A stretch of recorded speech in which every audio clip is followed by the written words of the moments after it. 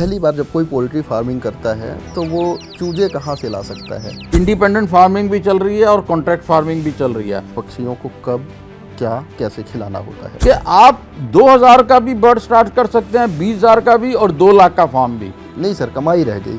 मतलब एक शेड आपने बनाया, उसमें 5000 बर्ड डाले, ये 32 दिन में बर्ड तैयार होता है। सर एक्सपोर्ट से कैसे जुड़ सकते हैं हम? मिनिस्ट्री ऑफ फूड प्रोसेसिंग वो काफ़ी हमें सपोर्ट कर रही है। कुछ ऐसे लूप होल्स होते हैं जिसके बारे में हम नहीं समझ पाते। नहीं 80 से 90 रुपए आपकी एक ब्रॉयलर को 1 किलो तैयार करने में कॉस्टिंग आती है। कि food, feed and fuel they should not compete with each other.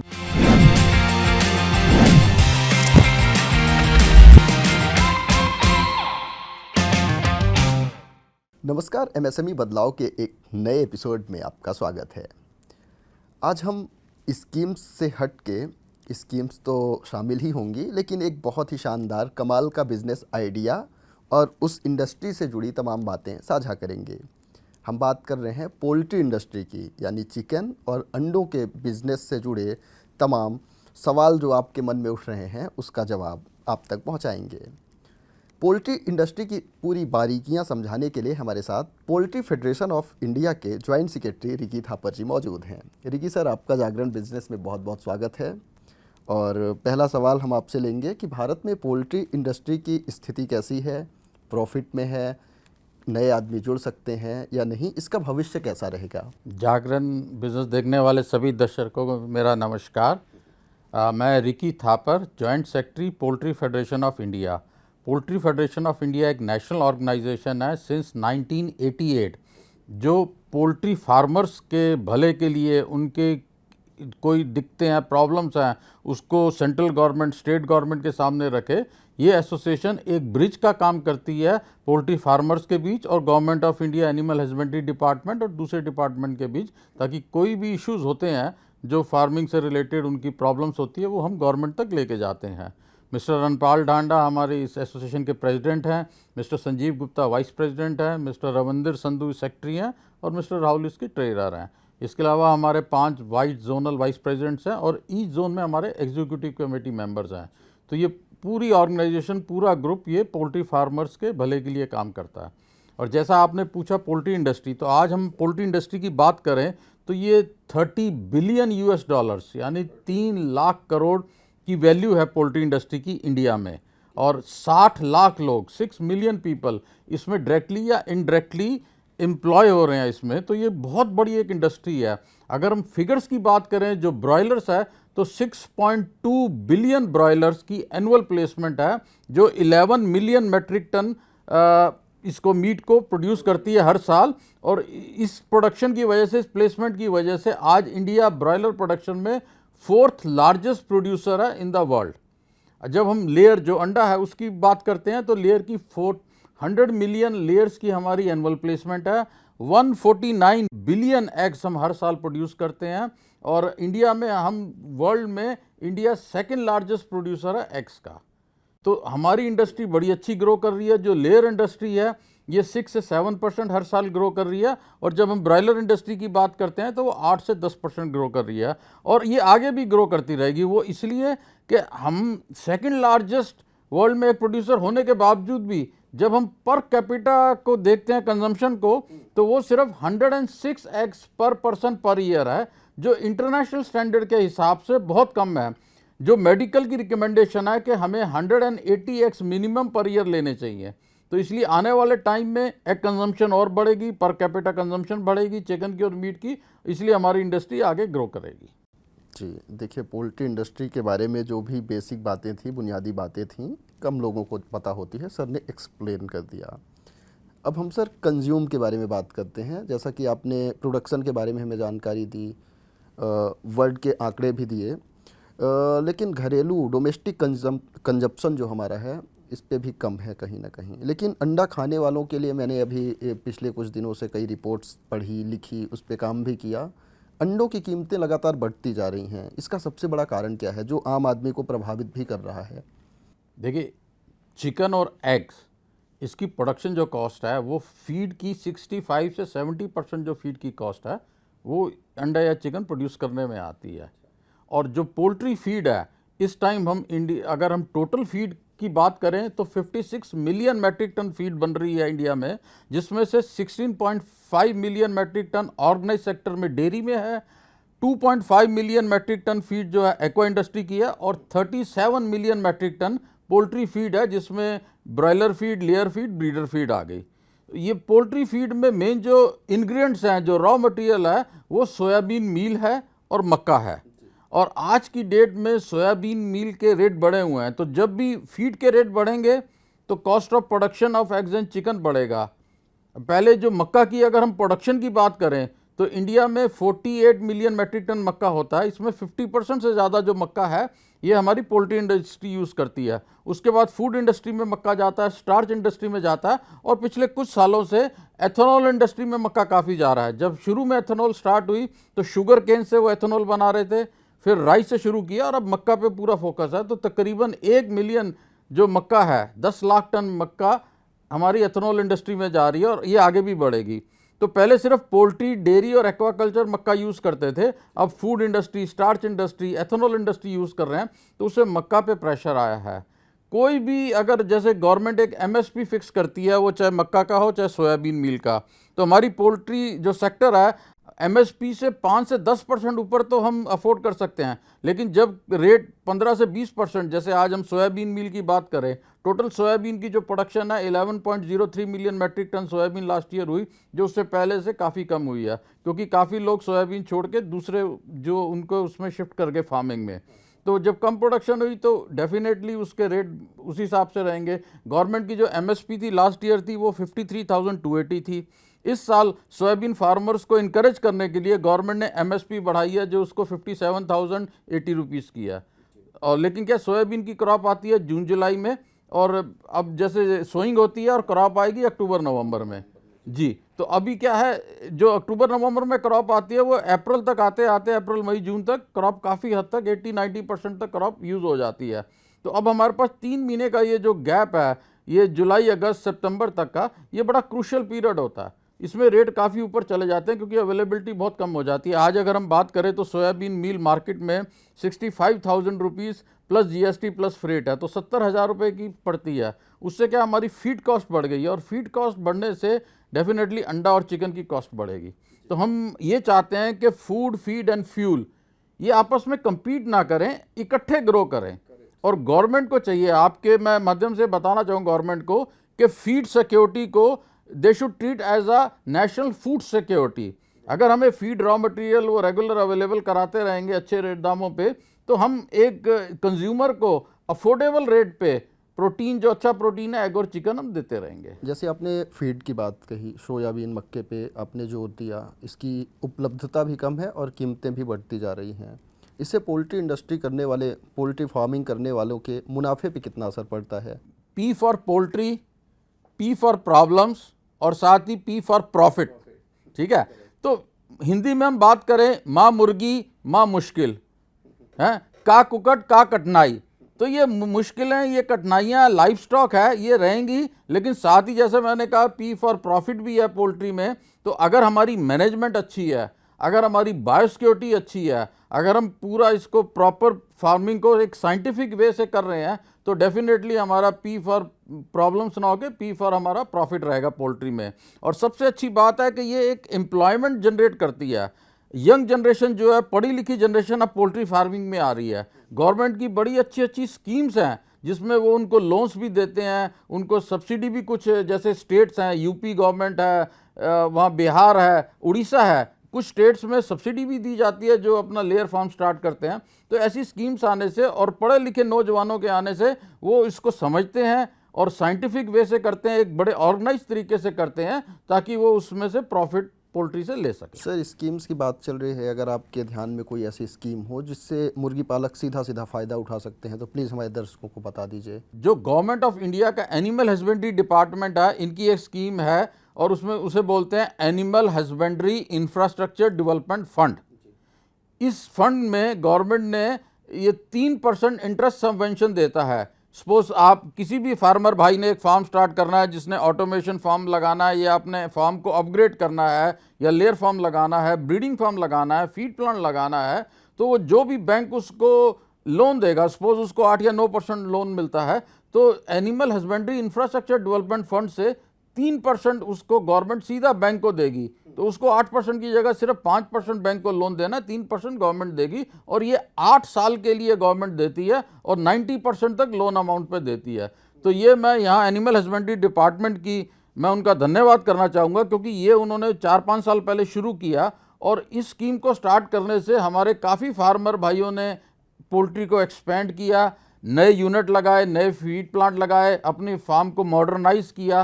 क्योंकि आज की डेट में अगर हम बात करें तो सबसे ज़्यादा इशू है हमें स्किल्ड मैन पावर की, और हमारे वेटनेरियंस की बहुत कमी है इस टाइम।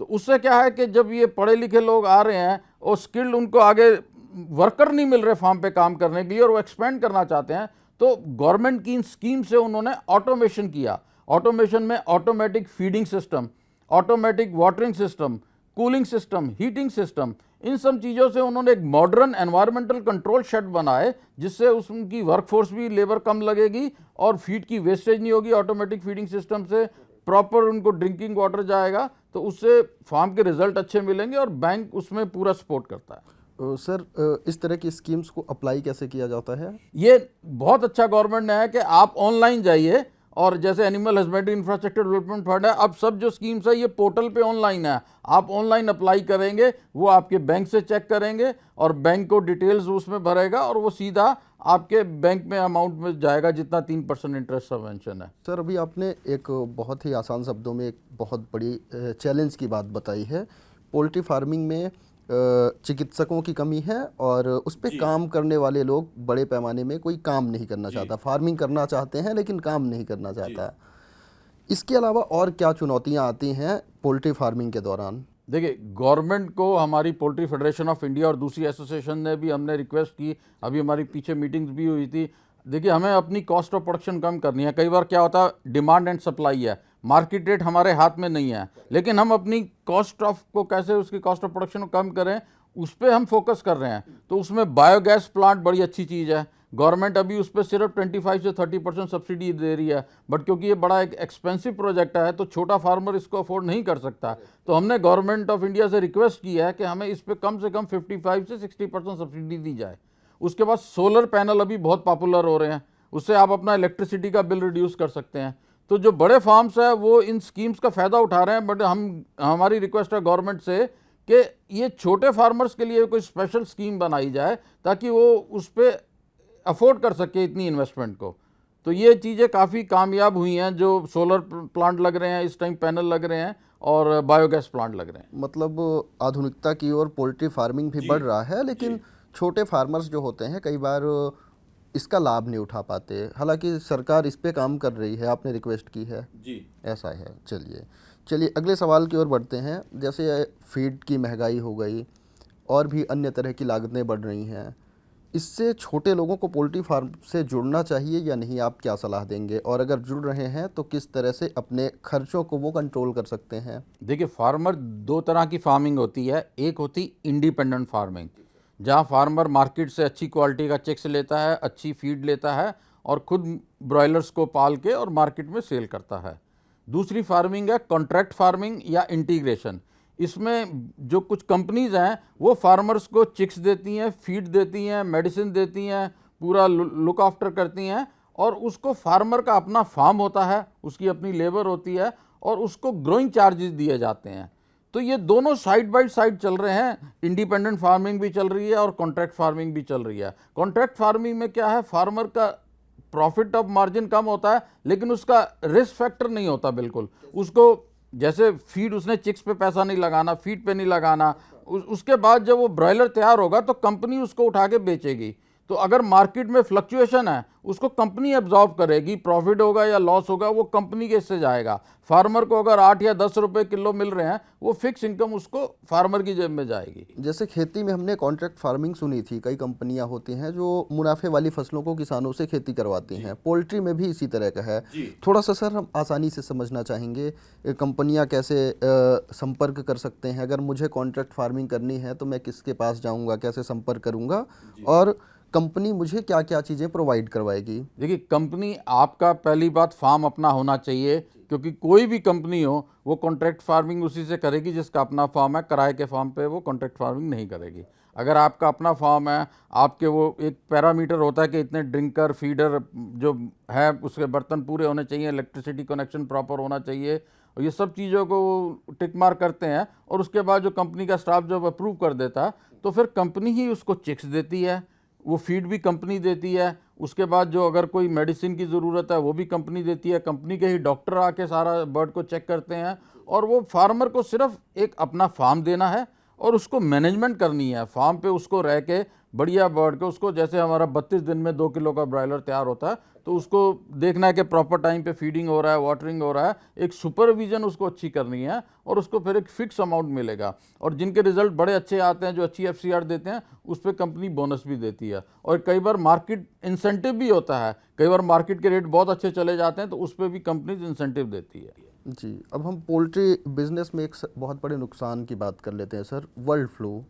पिछले कुछ सालों में तो ख़ास तौर पे बहुत तेज़ी से बढ़ा है बर्ड फ्लू, और पूरी पोल्ट्री कई बार बंद होते हमने देखी है। इस समस्या से कैसे बच सकते हैं? बर्ड फ्लू मतलब क्या है, एक बार आप इस बीमारी के बारे में। देखिए, हमारे इंडिया में फॉर्चुनेटली जो आया है वो है लो पैथोजेनिक एवियन इन्फ्लुएंजा, ये क्या होता है सर? बर्ड फ्लू जिसे हम बोलते हैं।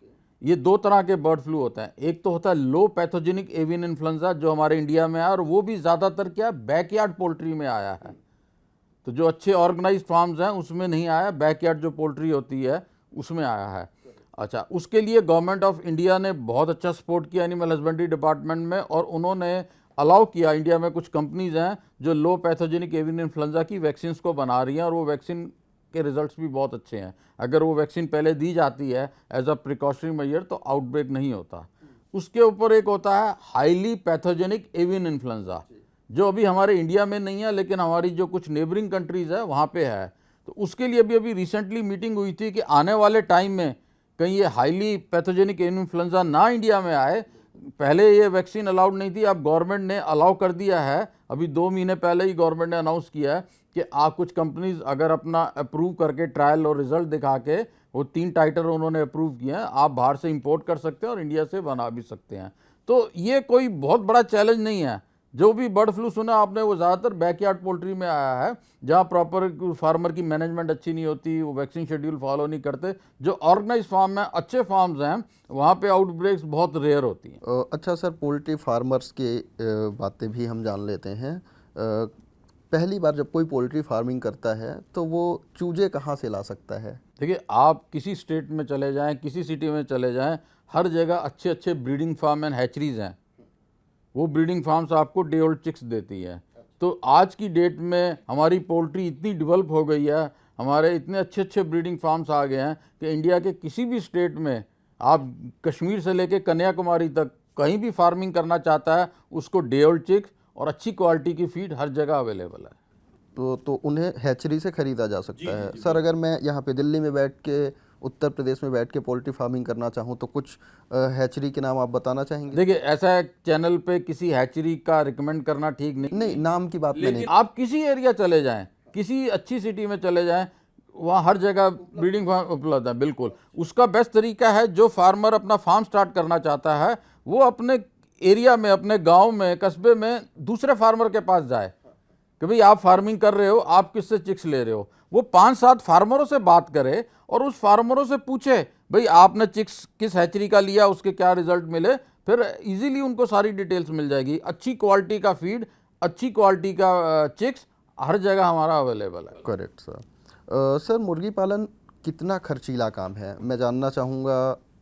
ज़्यादातर लोग इस हमारे वीडियो को देख के, आपके सजेशन को देख के उससे जुड़ना चाहेंगे, लेकिन इसकी लागत के बारे में अभी उतनी जानकारी नहीं है। कितनी लागत आती है, लागत ज़्यादा है तो उसको कम करके अधिक कमाने का प्रभावशाली तरीका क्या हो सकता है? ये आपका बड़ा अच्छा प्रश्न है। जैसे मैंने आपसे पहले बताया कि ये एम्प्लॉयमेंट को क्रिएट करती है, और स्पेशली यंग जनरेशन जो है, जो अपने एरिया में रहना चाहते हैं, अपने गांव में रहना चाहते हैं और बाहर नहीं जाके नौकरी करना चाहते, उनके लिए चाहे वो पोल्ट्री फार्मिंग हो, चाहे डेयरी फार्मिंग हो, चाहे एक्वाकल्चर, एक्वा फार्मिंग हो, ये एनिमल हस्बेंड्री से जुड़े हुए सारे ही बहुत अच्छे हैं। और हमारे एनिमल हस्बेंड्री डिपार्टमेंट इसको बहुत सपोर्ट करता है। यहाँ मैं एक बात कहना चाहूँगा कि जैसे हमारे ऑनरेबल प्राइम मिनिस्टर कहते हैं कि हमें फार्मर की इनकम डबल करनी है, तो एग्रीकल्चर फार्मर की इनकम तभी डबल हो सकती है कि वो एग्रीकल्चर के साथ पोल्ट्री को, डेयरी को, बी कीपिंग को, एक्वा को, फार्मिंग को कुछ ना कुछ साथ में ऐड करे, तभी वो अपनी इनकम को डबल कर सकता है। गवर्नमेंट ने एनिमल हस्बेंड्री डिपार्टमेंट की महत्वता को समझा। आज से कुछ साल पहले हमारा animal husbandry department agriculture ministry के अंडर आता था, बट उसके बाद जब गवर्नमेंट ने देखा कि इतनी एम्प्लॉयमेंट क्रिएट हो रही है और हमारा क्या प्रोटीन डेफिशिएंट कंट्री है, माल न्यूट्रिशन है, तो हमें अंडा और चिकन की और मछली का और सभी इसको बढ़ाना है, तो गवर्नमेंट ने काफ़ी स्कीम्स निकाली और एक एनिमल हस्बेंड्री डिपार्टमेंट की अलग मिनिस्ट्री बनाई। आज हमारे एनिमल हस्बेंड्री डिपार्टमेंट के यूनियन मिनिस्टर अलग हैं, सेक्रेटरी, जॉइंट सेक्रेटरी अलग हैं, तो एक पूरी टीम है जो बहुत हेल्प करती है। बैंक्स बड़े सपोर्ट करते हैं। और पोल्ट्री तो ब्रॉयलर फार्मिंग एक ऐसा है कि आप 2000 का भी बर्ड स्टार्ट कर सकते हैं, 20,000 का भी और 2 लाख का फार्म भी। तो बैंक आपको पूरा गाइड करता है, पूरी हेल्प करता है, लेकिन मेरी यही सलाह रहेगी कि पहले आप छोटी फार्मिंग करें, 5,000 या 10,000 से फार्मिंग स्टार्ट करें, उसको सीखें, समझें और धीरे धीरे फिर इसको आगे जैसे आप कमाई करें धीरे धीरे आप इसको बढ़ाते जाएं। सर 5-10 हज़ार क्या पक्षियों की संख्या? जी 5,000 बर्ड, 5,000 मतलब एक शेड आपने बनाया, उसमें 5,000 बर्ड डाले, ये 32 दिन में बर्ड तैयार होता है। एक हफ्ता आपने खाली छोड़ा सफाई के लिए और फिर आप उसको मतलब 45 दिन 60 दिन के बाद दूसरा लॉट डाल सकते हैं। साल में आप बड़े आराम से 6 लॉट निकाल सकते हैं। 5,000 पक्षियों से कैसे शुरू किया जाता है?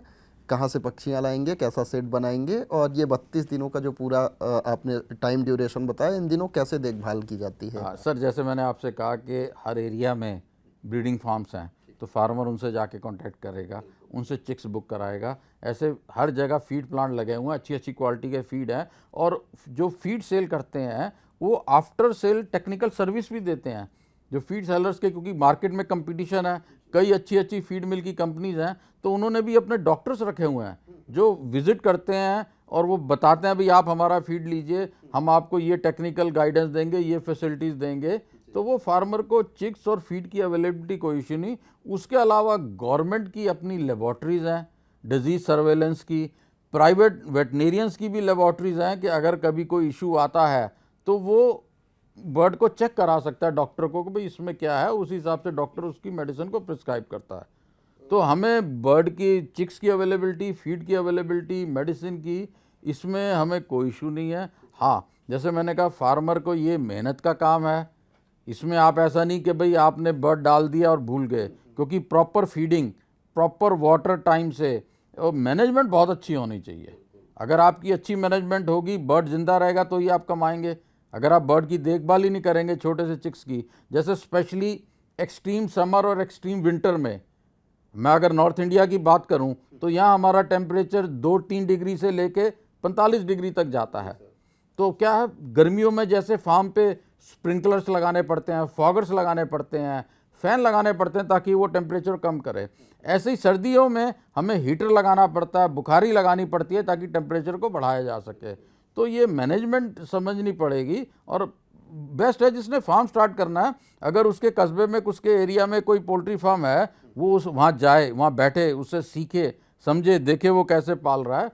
तो ये कोई बहुत साइंटिफिक मेहनत का काम नहीं, सिर्फ ये है कि लगन के साथ करना चाहिए वो। और आज की डेट में कोई बिजनेस हो, आदमी सक्सेसफुल वही होगा जो पूरी लगन से और मेहनत से काम करेगा। सर 5,000 वर्ड्स की बात करें, इस पे कितने जगह की ज़रूरत होती है और लागत कितनी आ सकती है? देखिए, हम जो ओपन शेड्स में बर्ड को, जो ब्रॉयलर है, हम उसको 1.2 स्क्वायर फीट एरिया पर बर्ड देते हैं। और जो एनवायरमेंटल कंट्रोल शेड हैं, जो ऑटोमेशन है, जिसमें automatic feeding system, water system, cooling system है, उसको हम 0.7 स्क्वायर फीट पर बर्ड देते हैं। तो आप उससे मल्टीप्लाई कर सकते हैं। और जब हम कॉस्टिंग की बात करते हैं तो तकरीबन 200 रुपये पर ब्रॉयलर का खर्चा आता है शेड की कंस्ट्रक्शन, जो एक नॉर्मल शेड होता है। उसके अगर आपने ऑटोमेशन करनी है, automatic feeding system, watering system, तो आपका 150 से 200 रुपये और खर्चा आएगा।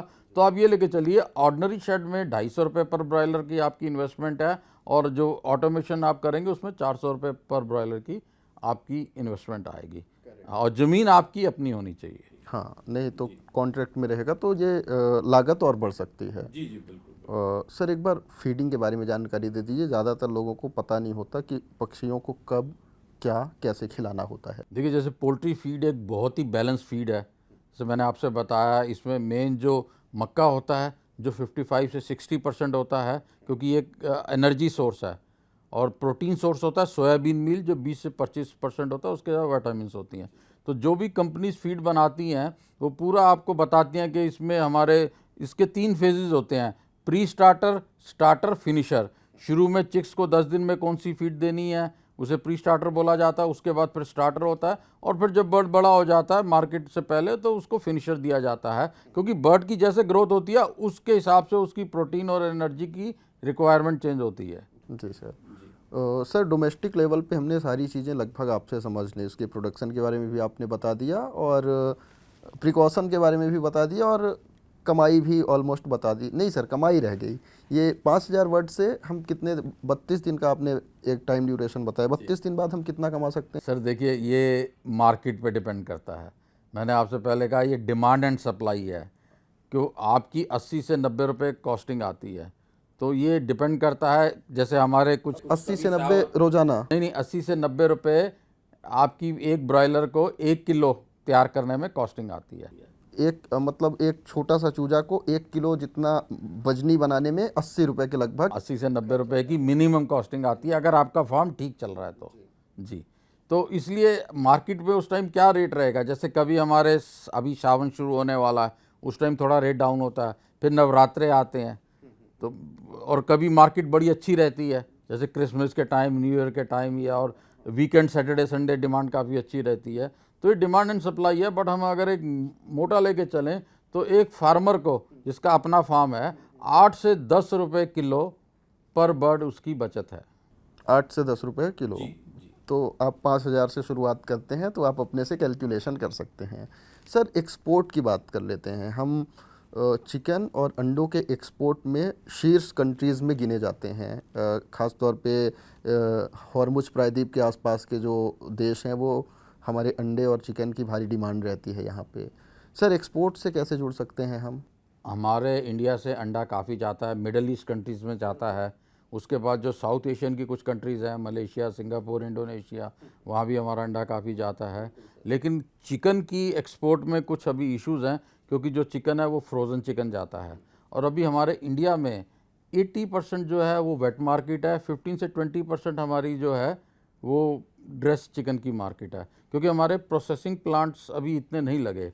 लेकिन आने वाले टाइम में, क्योंकि मिनिस्ट्री ऑफ फूड प्रोसेसिंग वो काफ़ी हमें सपोर्ट कर रही है, उनकी स्कीम्स अच्छी हैं। कोल्ड रूम लगाना है आपने प्रोसेसिंग प्लांट लगाना है तो कुछ सब्सिडीज़ भी उनकी हैं, तो उससे आने वाले टाइम में कुछ प्रोसेसिंग प्लांट और लग रहे हैं। और स्पेशली जब से ये मैकडोनल्ड, KFC, क्योंकि ये जो फॉरेन चेन्स हैं ये सिर्फ प्रोसेस चिकन लेती हैं, तो उनकी जितनी चेन्स खुल रही हैं उतनी प्रोसेस चिकन की डिमांड बढ़ रही है, और जब डिमांड बढ़ती है तो आदमी फिर प्रोसेसिंग प्लांट भी लगाता है।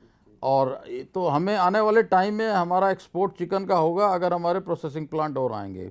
दूसरा, अभी क्या है, हमारे यहाँ जो कॉस्ट ऑफ रॉ मटेरियल है मक्का सोया का, वो अगर हम कंपेयर करें अर्जेंटीना, ब्राज़ील, USA उनसे काफ़ी ज़्यादा है। रीज़न, वहाँ GM जेनेटिकली मॉडिफाइड वो यूज़ करते हैं क्रॉप, तो उनकी जो पर हेक्टर यील्ड है वो हमसे डबल से भी ज़्यादा है।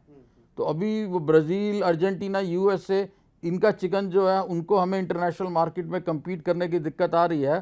तो अगर हमारी गवर्नमेंट अगर हमें रॉ मटेरियल एक सही रेट पे, इंटरनेशनल रेट पे हमें अवेलेबल कराए, वो चाहे हम GM सोयाबीन मील या कॉर्न को इंपोर्ट करें, चाहे हमारे पास अच्छी, क्योंकि हमारे पास लैंड एरिया उतना ही है, तो हमें क्या करना पड़ेगा, सीड की क्वालिटी को इम्प्रूव करना पड़ेगा, ताकि चाहे मक्का हो, सोयाबीन हो, हमारी पर हेक्टर यील्ड बढ़ सके। देखिए, जैसे मैंने आपसे पहले कहा, हमारी जो पोल्ट्री इंडस्ट्री है वो ग्रो कर रही है 7 से 8% एवरेज। हम जब लेयर की बात करते हैं 6 से 7% है, ब्रॉयलर 8 से 9% है, तो 7 से 8% अगर हम एवरेज बात करते हैं पोल्ट्री की ग्रोथ की। लेकिन जब हम एग्रीकल्चर की बात करते हैं तो एग्रीकल्चर की ग्रोथ है 1.5 से 2%। तो आने वाले टाइम में हम ग्रो कर रहे हैं, लेकिन उस हिसाब से हमें मक्का और सोयाबीन की अवेलेबिलिटी गवर्नमेंट को करानी पड़ेगी। इसलिए मैंने कहा कि feed security should be treated as national food security, क्योंकि आगे हमें ये मक्का सोया सही दामों में इंटरनेशनल जो रेट चल रहे हैं, अगर हम कम्पिटिटिव रेट पे मिलेंगे तो हम एक्सपोर्ट भी करेंगे और अपने कंज्यूमर को भी हम एक अफोर्डेबल रेट पे बढ़िया प्रोटीन चिकन और अंडे के रूप में हम उनको दे सकेंगे। जी सर। सर, पोल्ट्री बिजनेस से जुड़ी बेसिक बारीकियां तो आपने हमें बता दी। कुछ ऐसे लूप होल्स होते हैं जिसके बारे में हम नहीं समझ पाते, ख़ासतौर पे छोटे पोल्ट्री फार्मर्स भी नहीं समझ पाते।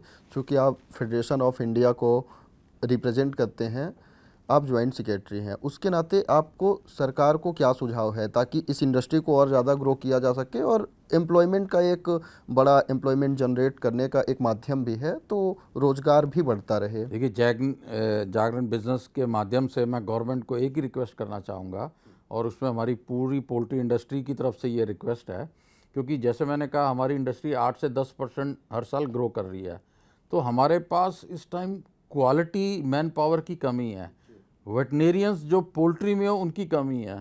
तो हमें चाहिए इंडस्ट्री और जो गवर्नमेंट के इंस्टीट्यूट्स हैं, veterinary universities, veterinary colleges, central avian research institute, Indian veterinary research institute, ये एक टेबल पर बैठें और एक पोल्ट्री का कोर्स भी डेवलप किया जाए। हमारी एसोसिएशन तैयार है, अगर कोई veterinary colleges, universities final year के वेटनरी स्टूडेंट्स को एक्सपोजर देना चाहती है तो हम उनको फीड प्लांट, ब्रीडिंग फार्म्स, हम फार्म दिखाने को तैयार हैं ताकि उनको फर्स्ट हैंड नॉलेज मिल सके।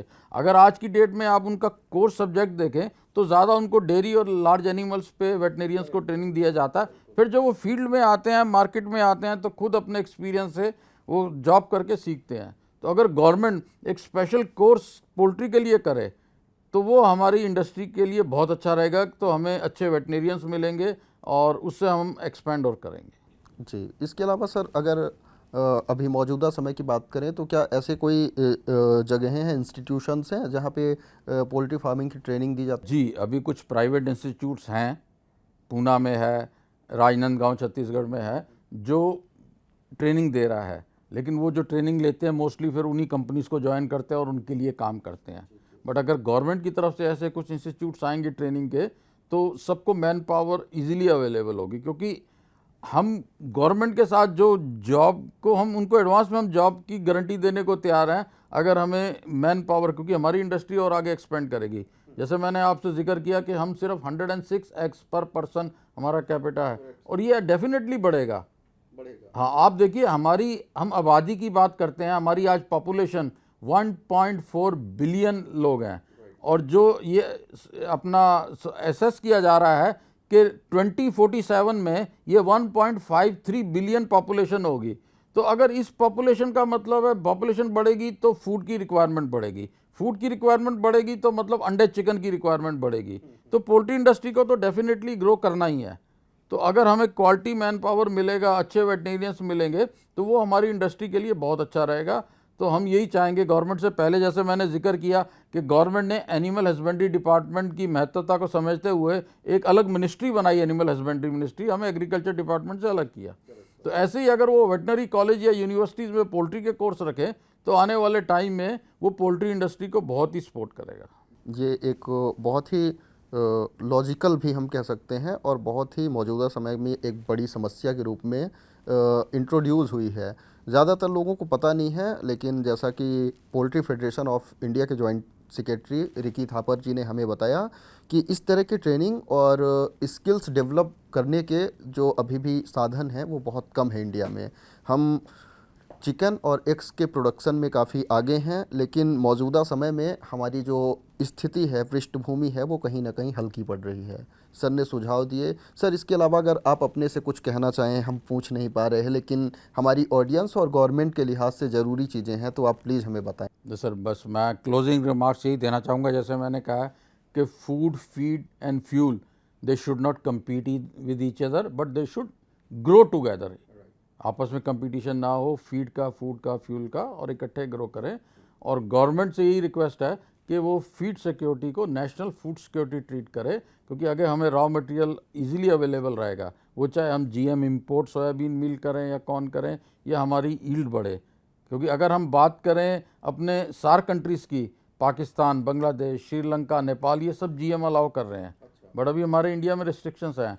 लेकिन 2021 में जब सोयाबीन मील के रेट काफ़ी बढ़ गए थे, 85,000 रुपीज़ मेट्रिक टन के हो गए थे, तब गवर्नमेंट ने एक फिक्स कोटे पे उन्होंने 1.2 मिलियन का कोटा दिया, 3 महीने का टाइम दिया कि आप सोयाबीन मील को इंपोर्ट कर सकते हैं। उस टाइम हमारी इंडस्ट्री को बहुत सपोर्ट रहा था। तो अभी जैसे ये 3 महीने काफ़ी क्रूशियल हैं, क्योंकि अब नई क्रॉप आएगी मिड अक्टूबर नवंबर में, और रेट आगे बढ़ते जा रहे हैं सोयाबीन मील के, जिससे फार्मर की फीड कॉस्ट बढ़ रही है, कॉस्ट ऑफ प्रोडक्शन बढ़ रही है, कंज्यूमर को महंगा अंडा चिकन मिल रहा है और फार्मर को प्रॉफिट मार्जिन बहुत कम हो गए हैं। तो गवर्नमेंट, हम ये नहीं चाहते ओपन परमिट, क्योंकि हमें अपने एग्रीकल्चर फार्मर भाइयों को भी सपोर्ट करना है। तो हम एमएसपी से, जैसे मैंने कहा, 10-15% तक तो हम एब्जॉर्ब कर सकते हैं, बट एमएसपी से 10% जब ऊपर जाता है तो हमें काफ़ी कंपटीशन आता है। तो जब क्रॉप का टाइम हो तब हम यहाँ से बाई करें, लेकिन जब 2-3 महीने ऐसे आते हैं कि यहाँ क्रॉप अवेलेबल नहीं होती है और बिल्कुल मार्केट में स्टॉक नहीं होता है, तब गवर्नमेंट अगर हमें इंपोर्ट जीएम सोयाबीन मील का अलाउ करें, वो हमें काफ़ी सपोर्ट रहेगा। और एक अभी कुछ 4-5 सालों से जो मेज़ की, मैं उनकी तारीफ़ करना चाहूँगा कि जो मेज़ की इनकी गवर्नमेंट के इंस्टीट्यूट्स हैं, उन्होंने हमारे हाइब्रिड सीड इतने अच्छे डेवलप किए हैं कि वो उससे हमारी पर हेक्टर यील्ड बढ़ रही है। अगर आप 3 साल पीछे देखें तो अगर गवर्नमेंट ऐसे ही साइंटिस्ट को उनको इनकरेज करे और अच्छी क्वालिटी का हमें सीड दे जिससे हमारी यील्ड पर हेक्टर बढ़ सके, तो वो भी हमें बड़ी सपोर्ट करेगी। जी, देखिए ये एपिसोड जो रहा है ये कहीं ना कहीं बहुत ही इंफॉर्मेटिव रहा है। हम स्कीम्स के बारे में बात करते हैं जिससे लोगों को बहुत फ़ायदा होता है, लेकिन स्कीम्स का लाभ उठा के हम किस बिज़नेस से जुड़ें उसके बारे में अगर आप जानेंगे तो और अच्छा रहेगा। अभी पोल्ट्री इंडस्ट्री के बारे में हमने सारी चीज़ें जान ली और मुझे उम्मीद है कि मेरी तरह आप भी कई ऐसे सवाल रहे होंगे जिसका जवाब आप जानना चाहते थे। इस एपिसोड के माध्यम से आपने उसको जान लिया होगा। रिकी सर, आपका बहुत बहुत धन्यवाद थैंक यू वेरी जुड़ने मच के लिए, और आपने बहुत महत्वपूर्ण जागरण बिजनेस का बहुत बहुत शुक्रिया कि उन्होंने मुझे आपके दर्शकों से डिस्कस करने का मौका दिया और हमारी पोल्ट्री फेडरेशन ऑफ इंडिया की जो बातें थी हम उनके सामने रख सके। बहुत बहुत धन्यवाद। इसके अलावा अगर आपके और भी कोई सलाह या सुझाव हैं तो business@jagrannewmedia.com पे मेल कर हमें भेजें। हम कोशिश करेंगे कि रिकी सर से आपके उन सवालों का भी जवाब आप तक पहुंचाएं। जरूर। अभी सब्सक्राइब करें जागरण बिजनेस।